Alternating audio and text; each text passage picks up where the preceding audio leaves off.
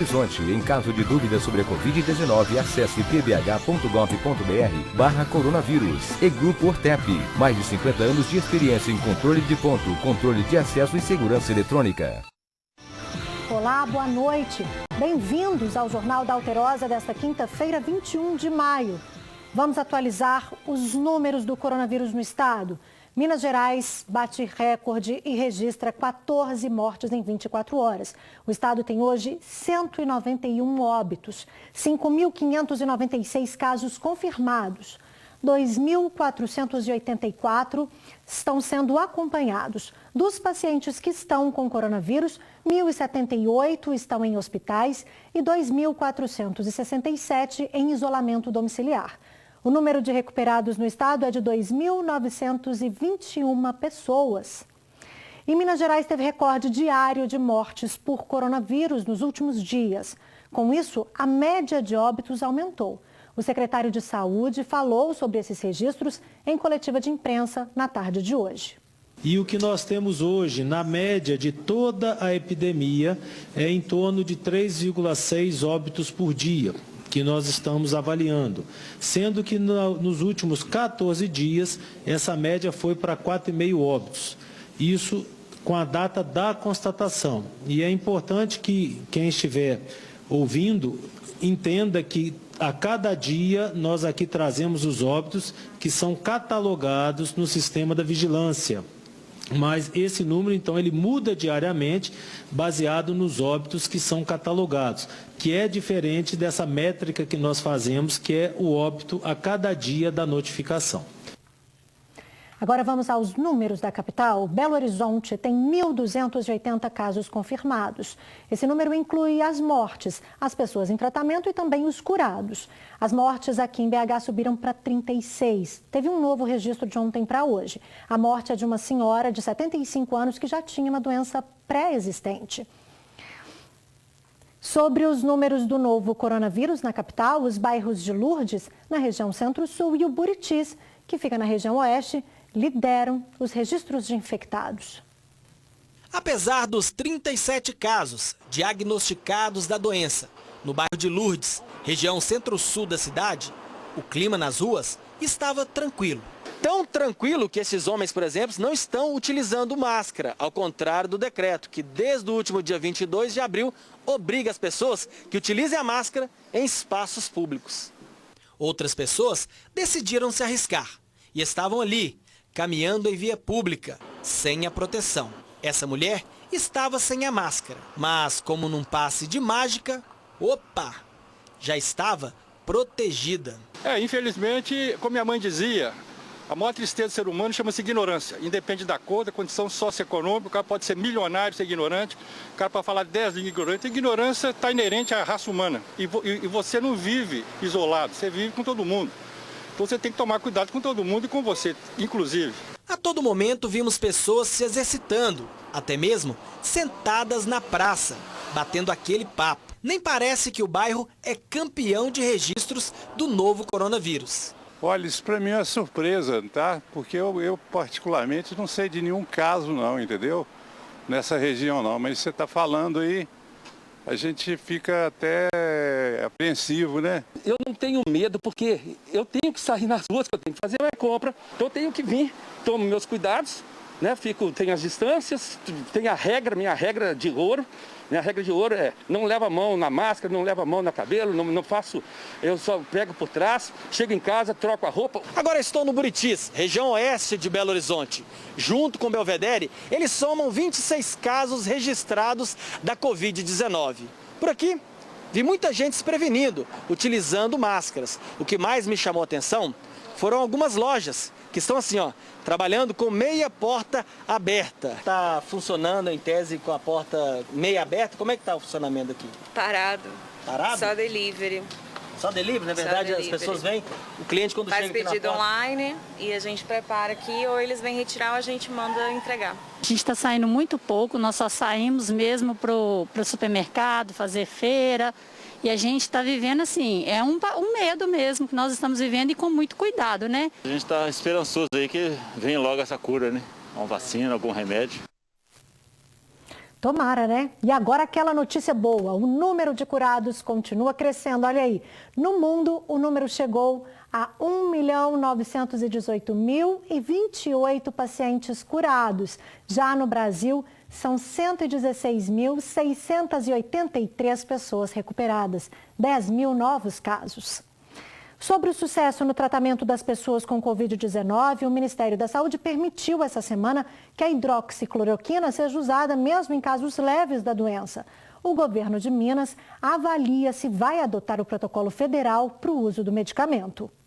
Objetivamente, a gente tem muito pouca evidência de que a cloroquina tem eficácia. Isso posto com relação ao uso da droga para o Covid, ou seja, certamente não é nenhuma droga milagrosa. Provavelmente gera muito mais efeitos colaterais para os pacientes do que qualquer sorte de benefício. Há uma discussão interessante a respeito da discricionariedade do médico de prescrever o que ele entende que pode ser uma medicação que possa ser útil para a condição do tratamento do seu paciente. Mas eu acredito que isso já era contemplado a despeito da necessidade de um protocolo específico. E, regra geral, isso de fato será analisado pelo COIS. O prefeito Alexandre Calil pode anunciar amanhã a reabertura do comércio na capital, que está previsto para a próxima segunda-feira. Sobre a flexibilização, o secretário de Saúde de Minas, Carlos Eduardo Amaral, falou sobre a importância do retorno, seguindo o protocolo proposto no Minas Consciente. Nós estimulamos de uma forma ampla a que todos os municípios venham a aderir ao Minas Consciente, porque para nós isso vai trazer benefício, essa gestão adequada, coordenada e equilibrada do isolamento, ela trará benefícios no futuro, principalmente quando nós estivermos tratando, talvez, de um momento da epidemia que tenha um número maior de casos, ou também daquele momento da epidemia em que nós tivermos o decréscimo dos casos, ou seja, quando os casos começarem a diminuir e nós pudermos acelerar uma retomada econômica mais rápida.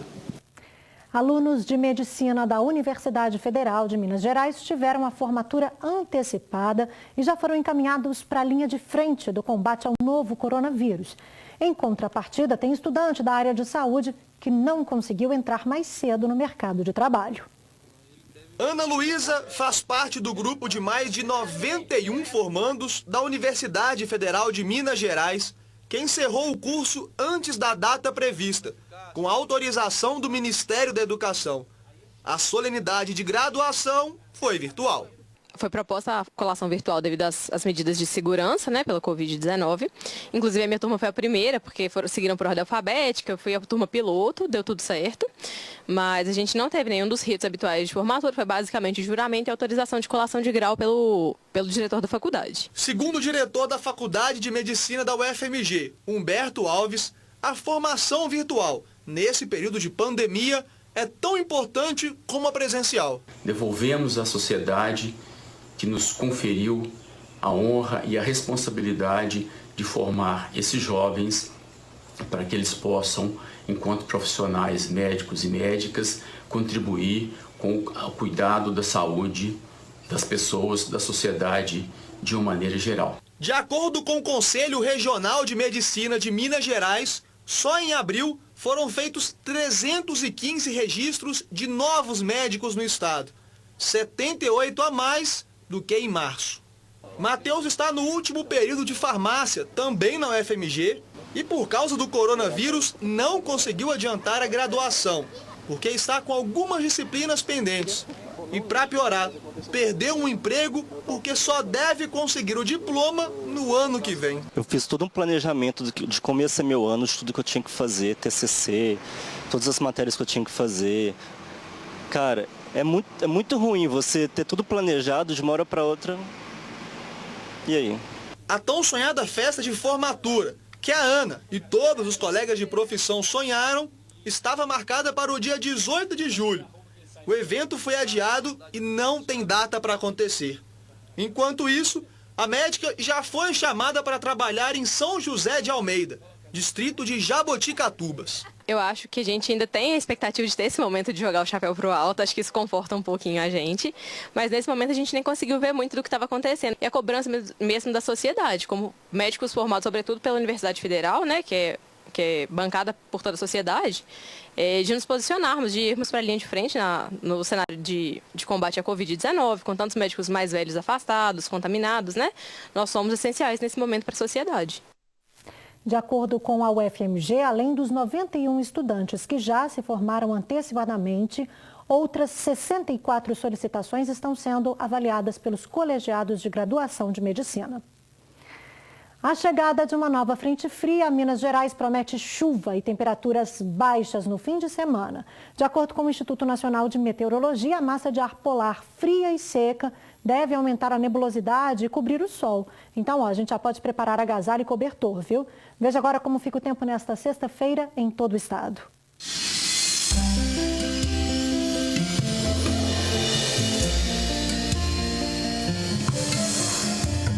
Céu claro a parcialmente nublado, com possibilidade de chuva isolada no Triângulo e no sul de Minas.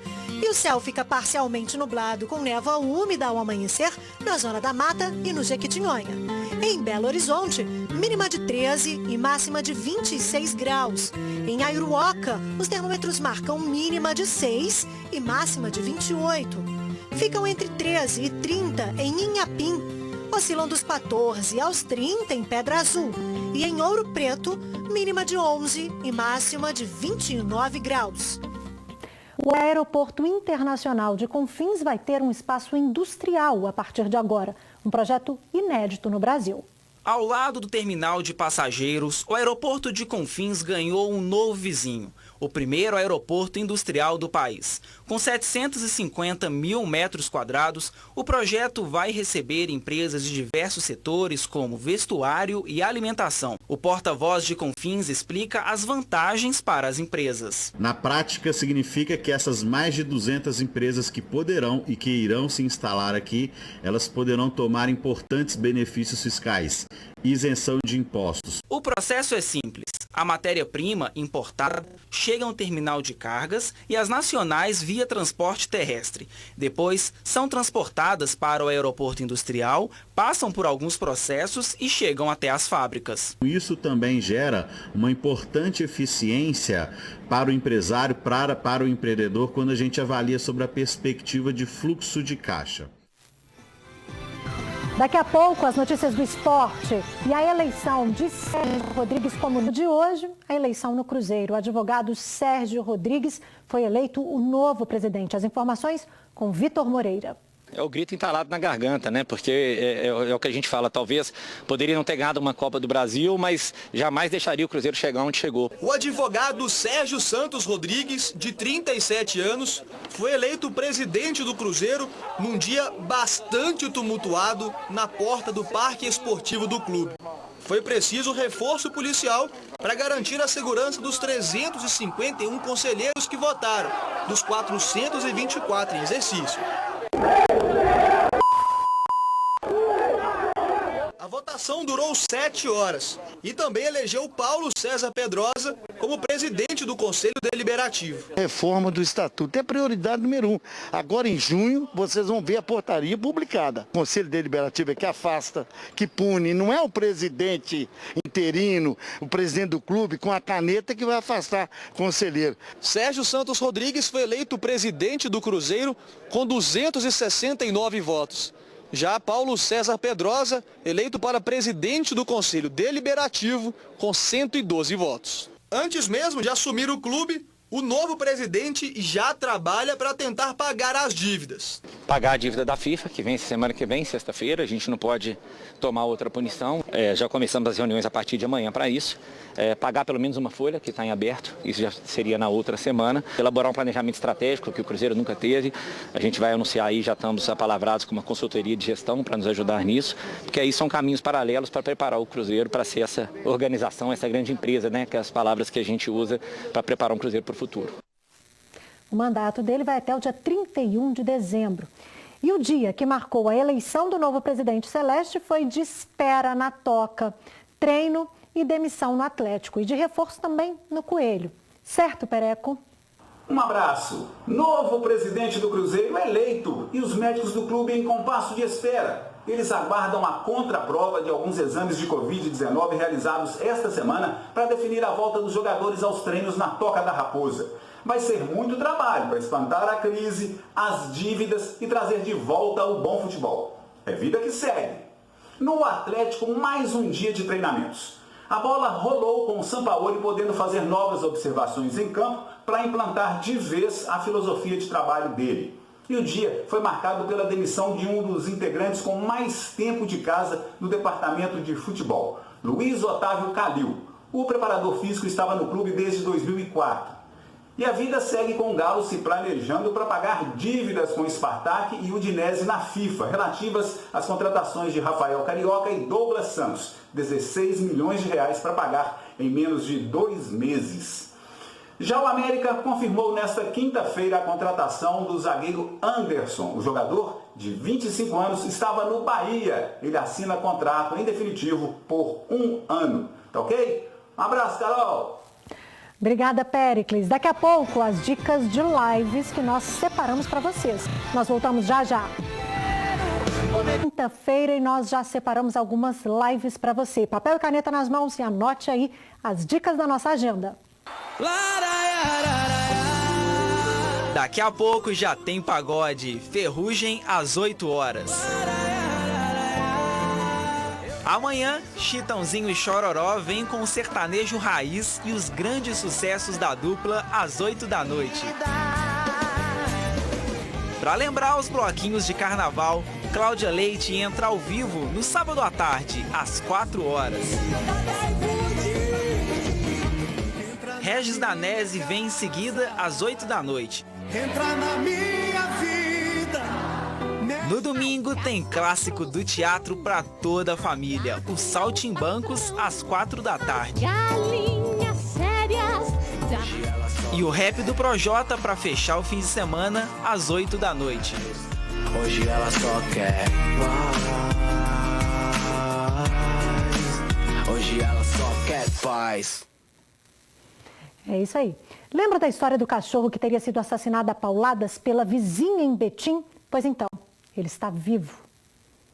O Taca está bem. Foi entregue ao dono por policiais civis. A mulher que foi acusada de matar o cão esclareceu o ocorrido e lamenta as ameaças que vem sofrendo. Entregaram o cão está bem, está saudável, não tem nada de maus tratos com ele. Ele está normal, não matei o cachorro, estou sendo acusada injustamente. Segundo o criador Augusto, dono do canil, Rosilene teria afirmado a um vizinho que matou o Taca, mas na verdade, segundo a mulher acusada, uma pessoa deixou o cachorro na casa dela para ser devolvido ao Augusto. O animal que mostramos na reportagem de ontem também é da raça Shiba, só que ele era de um fazendeiro da região e foi atropelado no mesmo dia que o Taca desapareceu. Tudo que nós fizemos foi consequência do que ela disse. Se ela realmente quisesse levar uma coisa legal com nós, ela não tinha falado que tinha matado o cachorro, que tinha dado paulada, barrada de ferro na cabeça dele. Então não é nossa responsabilidade. Foi ela quem disse. Que situação. O governador falou agora há pouco com a imprensa e anunciou como vai ser a ajuda do governo federal. Olha só. No pronunciamento, o governador Romeu Zema afirmou que o estado vai receber uma ajuda do governo federal, dividida em 4 parcelas de 748 milhões de reais. Essas parcelas não serão suficientes para nós cobrirmos o rombo que teremos nesses próximos meses, principalmente devido à queda na arrecadação do ICMS. O que preocupa o governador é o fechamento da folha de junho. As contas de abril foram pagas graças a um pagamento que não estava previsto. 782 milhões de reais pagos pelo antigo Banco Benji. 1 bilhão de reais pago pela mineradora Vale vai ajudar a fechar em dia o mês de maio. Muito provavelmente não haverá, como tivemos a sorte, em abril e maio, receitas extraordinárias. Zema descreve o cenário financeiro de Minas Gerais como gravíssimo e que o pagamento do salário do funcionalismo público pode sofrer uma readequação. Falta de recursos, mas os poderes estão unidos e sensibilizados com essa situação. Divinópolis está entregando os remédios em casa para pacientes com doenças crônicas. A Almir faz tratamento de doenças respiratórias e pela primeira vez recebeu os remédios sem precisar sair de casa. Eu, por exemplo, tenho problema assim de bronquite, de asma, e eu fiz uma cirurgia, então quer dizer, uma coisa muito boa a gente receber em casa. Divinópolis é a 4ª cidade do estado a implantar o programa Medicamentos em Casa.